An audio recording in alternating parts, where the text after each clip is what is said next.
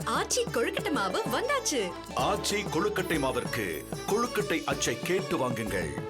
நேபாள பெருவெள்ளத்தில் சிக்கி காணாமல் போனவர்களின் எண்ணிக்கை 300ஆக உயர்ந்திருக்கிறது. கூடுதல் விவரங்களை எமது செய்தியாளர் ரமேஷ் வழங்கிட கேட்கலாம். ரமேஷ், இன்னைக்கு காலையில் பார்த்தோம்னா 165 பேர் இறந்திருக்காங்க, மாயமாகி இருக்காங்க அப்படின்ற தகவல் இருந்தது. இப்போ 300ஆக உயர்ந்திருக்கிறது. இந்தியா தரப்பிலிருந்து என்ன நடவடிக்கை எடுக்கப்பட்டிருக்கு இவங்களை மீட்பதற்கு? விவரங்களை பதிவு பண்ணுங்க ரமேஷ். நேபாளத்தின் கோஷி ஆற்றில் நேற்று ஏற்பட்ட பெருவெள்ளத்தில் சிக்கி பலர் உயிரிழந்திருக்கிறார்கள், இன்னும் பலர் காணாமல் போயிருக்கிறார்கள். தற்போதைய நிலவரப்படி மொத்தம் 165 பேரின் சடலம் கண்டெடுக்கப்பட்டிருப்பதாக நேபாள அரசு தெரிவித்திருக்கிறது. காணாமல் போனவர்களின் எண்ணிக்கையை பொறுத்தவரை அது 800ஆக அதிகரித்திருக்கிறது. இந்த 800இல் நேபாள நாட்டை சார்ந்தவர்கள், இந்தியர்கள் மற்றும் பிற நாடுகளை சார்ந்தவர்கள் அடங்குவார்கள். குறிப்பாக காணாமல் போன இந்தியர்களின் எண்ணிக்கை என்பது 300ஆக அதிகரித்திருக்கிறது.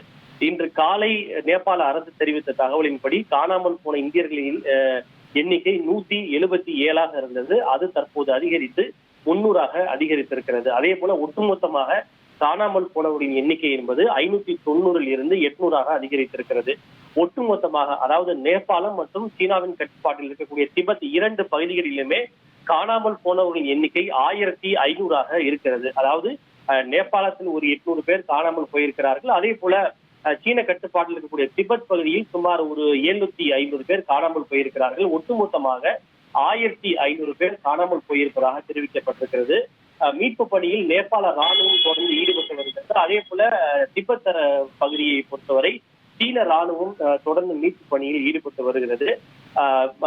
நேபாள ராணுவத்துக்கு தேவையான சில உதவிகளை இந்திய குழுவும் செய்து வருவதாக தகவல் வெளியாகி இருக்கிறது. தற்போது வரை இந்தியாவினுடைய NDRF படை நேபாளத்திற்கு அனுப்பப்படவில்லை.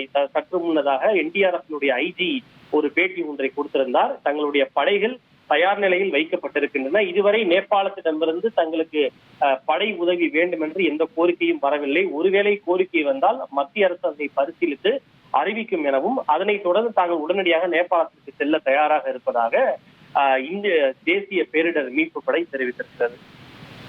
விவரங்களுக்கு நன்றி ரமேஷ். நேபாளம் வெள்ளத்தில் சிக்கி காணாமல் போனவர்களின் எண்ணிக்கை 300ஆக உயர்ந்திருக்கிறது. வெள்ளத்தில் இதுவரை 165 பேர் உயிரிழந்திருக்கக்கூடிய நிலையில் 300 பேர் காணாமல் போயிருப்பதாக புதிய தகவல் கிடைக்கப்பெற்றிருக்கிறது. அது தொடர்பான முக்கிய செய்தியை நாம் பார்த்தோம். ஆச்சி கொழுக்கட்டை மாவு வந்தாச்சு. ஆச்சி கொழுக்கட்டை மாவிற்கு கொழுக்கட்டை அச்சை கேட்டு வாங்குங்கள்.